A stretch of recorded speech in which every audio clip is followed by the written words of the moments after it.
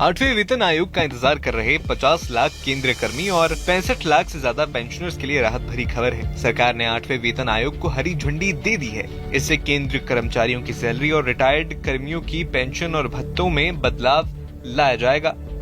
सब कुछ ठीक रहा तो केंद्र सरकार जल्द ही 8वें वेतन आयोग का गठन कर सकती है। अगर सब कुछ प्लान के मुताबिक हुआ तो 8वें वेतन आयोग की सिफारिशें 2026 में लागू कर दी जाएंगी। अगर इस प्रक्रिया में कुछ देरी हुई तो इसे 2027 तक भी बढ़ाया जा सकता है। इससे 1 करोड़ से ज्यादा लोगों को सीधा फायदा होगा। खबरों की माने तो 8वें वेतन आयोग के लागू होने से केंद्र कर्मचारियों की सैलरी में 30 से 34% तक की बढ़ोतरी हो सकती है। एक रिपोर्ट के मुताबिक 8वें वेतन आयोग के लागू होने से न्यूनतम बेसिक सैलरी 18,000 रूपए से बढ़कर 51,480 रूपए तक पहुंच सकती है। इससे केंद्र कर्मचारी और पेंशन भोगियों की जेब में पहले से कहीं ज्यादा पैसे आएंगे।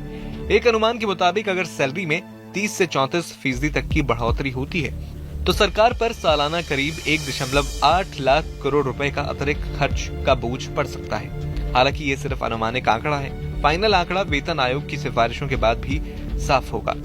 दरअसल सैलरी की गणना में फिटमेंट फैक्टर अहम रोल होता है। सरकार फिटमेंट फैक्टर का इस्तेमाल सैलरी कैलकुलेशन के लिए करती है। 7वें वेतन आयोग में फिटमेंट फैक्टर 2.57 था। इसका मतलब बेसिक सैलरी को 2.57 से गुना करके नई सैलरी तय की गई थी। वहीं महंगाई भत्ता यानी डीए को 0 कर दिया गया था।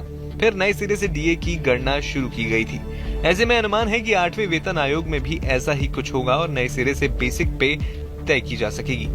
आपको बता दें कि सरकार पिछले कुछ वेतन आयोगों से सैलरी स्ट्रक्चर को और आसान करने की कोशिश कर रही है। छठे वेतन आयोग में पे बैंड और ग्रेड पे की व्यवस्था आई थी, जबकि 7वें वेतन आयोग में पे मैट्रिक्स लाकर इसे और आसान किया गया।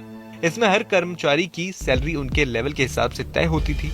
मौजूदा सैलरी में बेसिक पे का हिस्सा करीब 51.5% है, डीए का 30.9%, एचआरए का 15.4% और ट्रांसपोर्ट अलाउंस यानी टीए का 2.2% होता है। ऐसे में अनुमान लगाया जा रहा है कि 8वें वेतन आयोग में भी इसे और पारदर्शी और आसान बनाने की कोशिश की जा सकती है। गौरतलब है कि वेतन आयोग का मकसद कर्मचारियों और पेंशनर्स की सैलरी, भत्तों और पेंशन को मौजूदा महंगाई के हिसाब से जीवन स्तर को बेहतर करना है। आपको बता दें कि 1946 से अब तक 7 वेतन आयोग बन चुके हैं। हर 10 साल में नया आयोग आता है।